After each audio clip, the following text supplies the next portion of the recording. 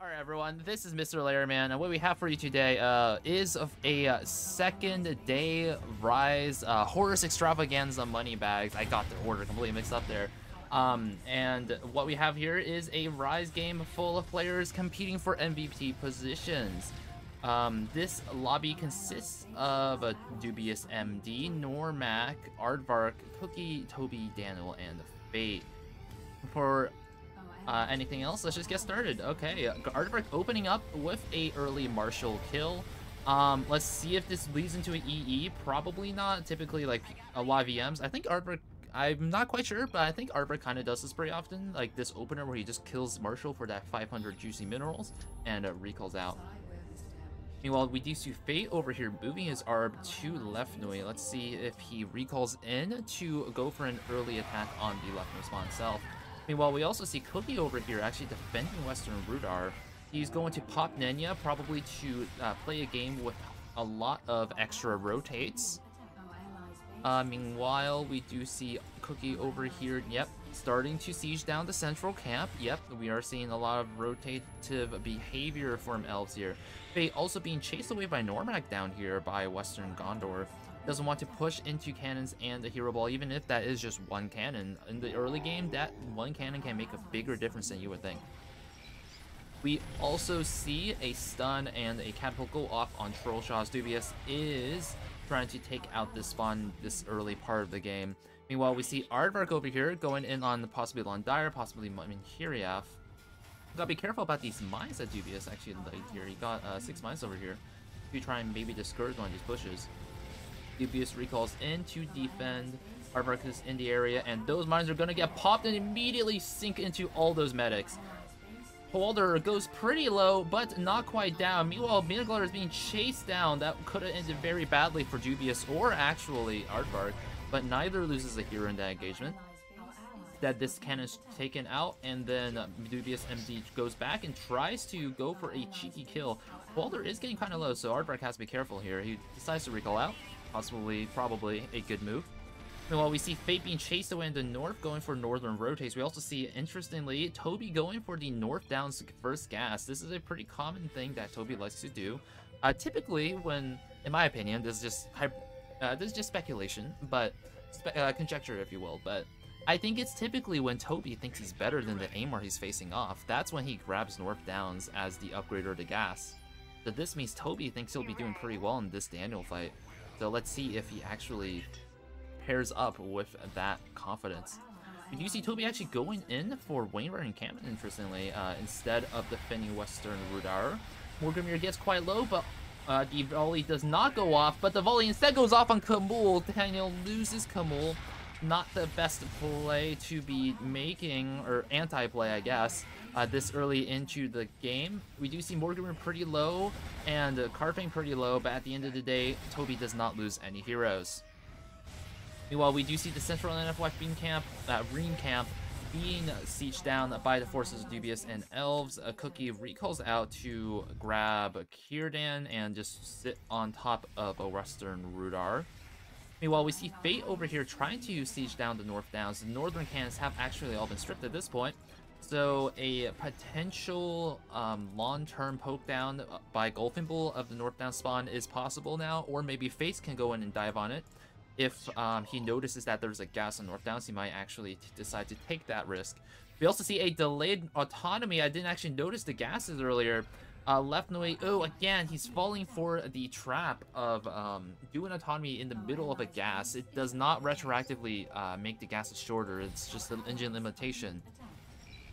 So pretty unfortunate for them. I might be able to do like some trigger solution maybe, but at the end of the day, it's a common trap of people still kind of new to autonomy that this happens. You could probably put it into tooltip if anything. Meanwhile, we do see Fate actually going on this spawn with Aardvark immediately. At this point, I think the meta on autonomy has developed to the point where Evil knows that the second it drops, you need to kill Left Nui first to deny the very, very strong Sanctity of the Forest upgrade.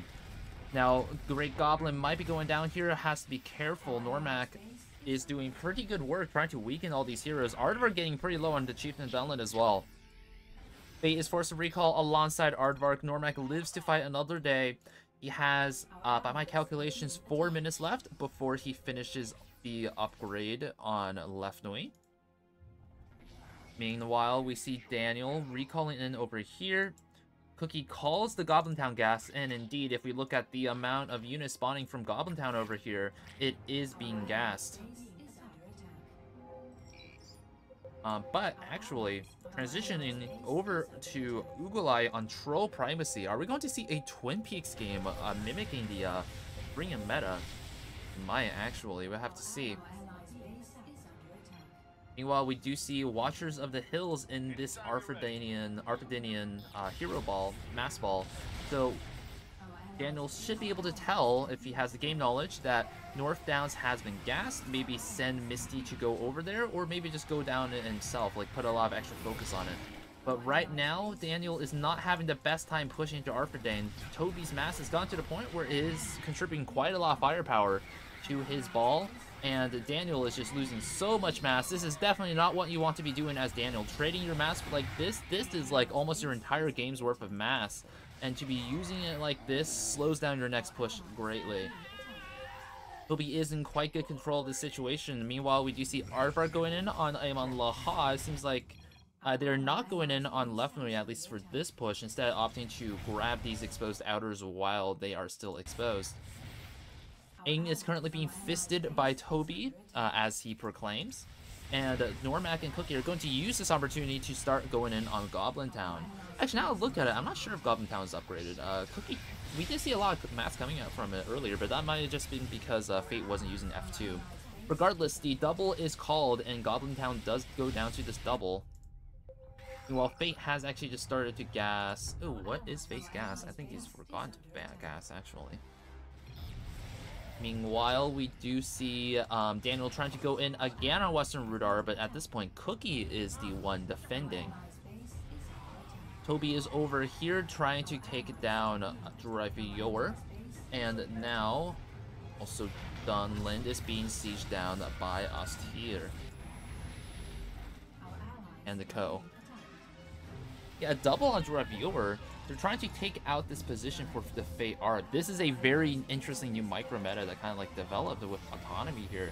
Good knows that the Misty Arb will typically be stashed around here when they're trying to deny Left Noise, so to double this means that they can just flush out this position. Meanwhile, Green is actually up here defending Western Rudar, so the more effective sieging of Arthadang and the more effective defense of Green actually being utilized very well here. And yeah, Daniel with Cookie in the area sitting on top of Western Rudar can't do much by himself. He does call in Aardvark, or maybe Aardvark just comes in by himself to take out this spawn potentially. Cookie is not enough to defend this by himself, but now that Toby's come in, Daniel and Aardvark have to be careful because there is a bit of a hero advantage on the good side in this engagement. Daniel is starting to strip away, or get his mass stripped away, so he has to be careful here. They only have a limited window of time before enough masses die that they can't continue this push.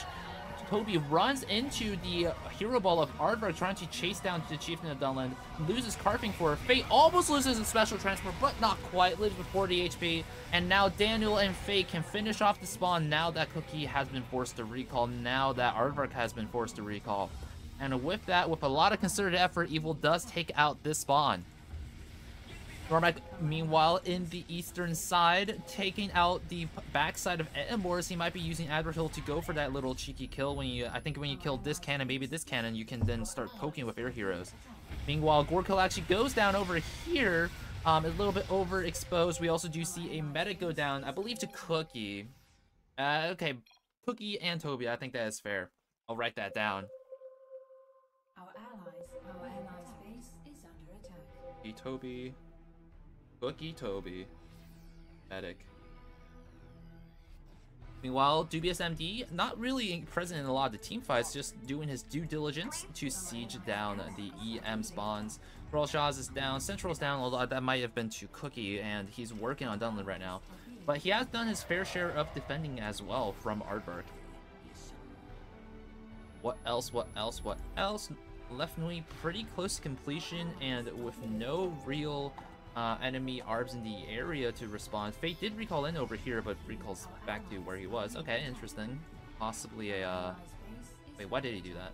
Oh yeah, he accidentally used the Ramet special. Okay, that's what I expected. Meanwhile, we do see Daniel trying to go in on this northern side. We do see that Toby has, at this point, grabbed Guardians of Arnor. So now these Wardens of the North doing 6 range damage each, or damage with 6 range each, is a lot of good range power. Meanwhile, in the south, Aaron does get traded out for the Chieftain of the Dunlendings. I think that definitely hurts both sides quite a lot. Both factions really like those heroes on their balls of theirs.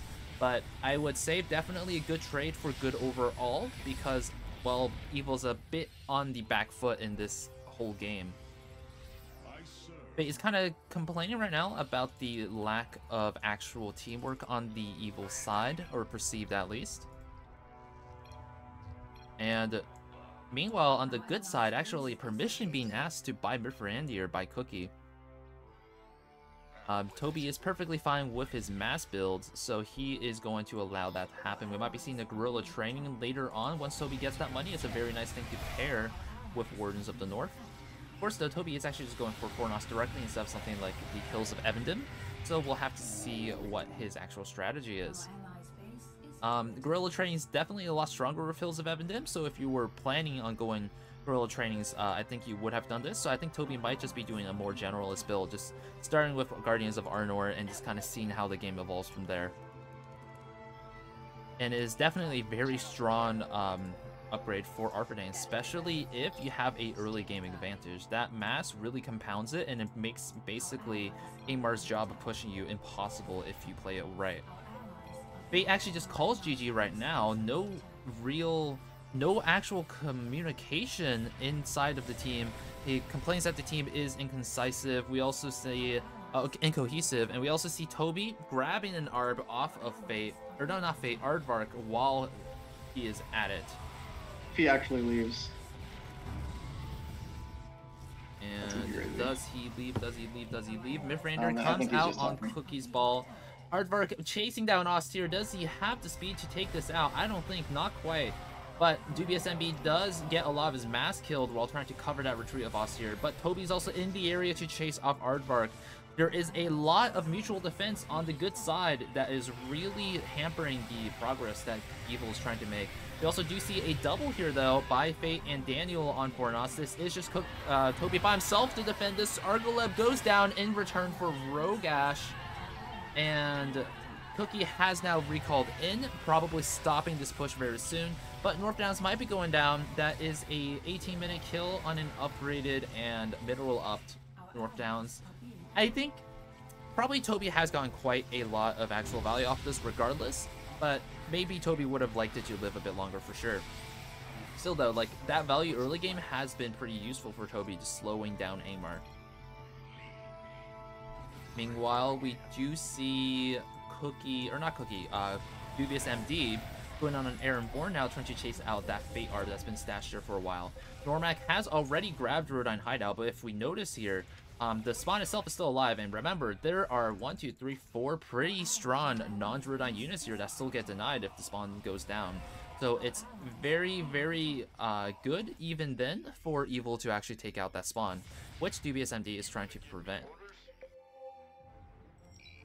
Meanwhile, Normac is on the way. They're going to use a double here to finish off of the spawn.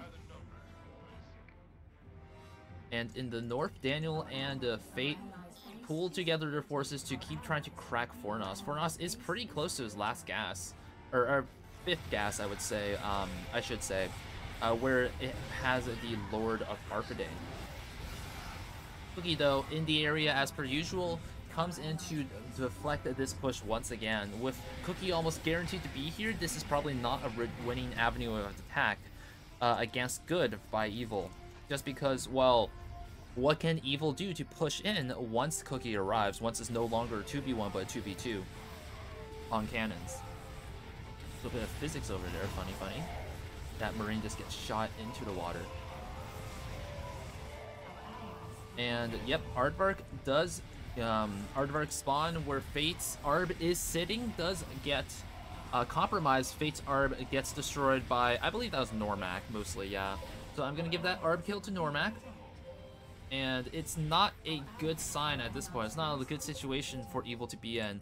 Aardvark is very battered with just Endwife. Actually, no, Wainwright's still alive, so there's still plenty of territory that Aardvark controls, but instead of EM being like super dead, instead Misty has lost a lot. Goblin Town, Ice Ruin is down for Amar, and now they are coming up on Mount Gundabad. There's a good chance. Meanwhile, in this western side of the map, Arvaleg gets straight out for Morgamir. More and more trades over here happening. Cookie does get forced to recall, but actually in this specific case, I think it might have been better for him to sit over here and actually keep going for Mount Gundabad, because with that trade, Daniel has a lot of mass, so I'm not sure if this is the case, but I think it would have been worthwhile to take that risk. Kind of continue sieging over at Mount Gundabad.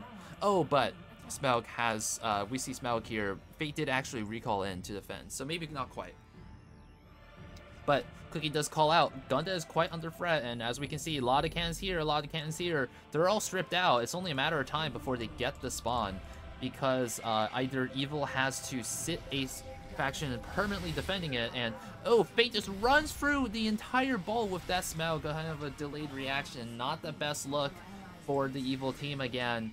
Losing more and more heroes and falling more and more behind. At this point, I think it would be right for them to GG out. Probably would have been a safe GG even earlier as Fate was calling it, but at this point, very much so a called game. Pretty decisive communication position, I would say, from the good team overall. Evil's not having the best time right now. Lothlorien, though, does go down to Aardvark with his sneaky little recall up here. Nice positioning, nice kind of recognition of an opportunity by Aardvark. Meanwhile, though, we see up here, Cookie can just straight up beat away Fate now. Just having one faction up here to defend against Cookie's Siege of Gundabad is no longer sufficient. Now, Gundabad doesn't have a lot of gases, so what Fate could do to kind of do a bit of a troll, I guess, is grab the troll primacy upgrade and then Twin Peaks on Ugalai, which he is currently working on.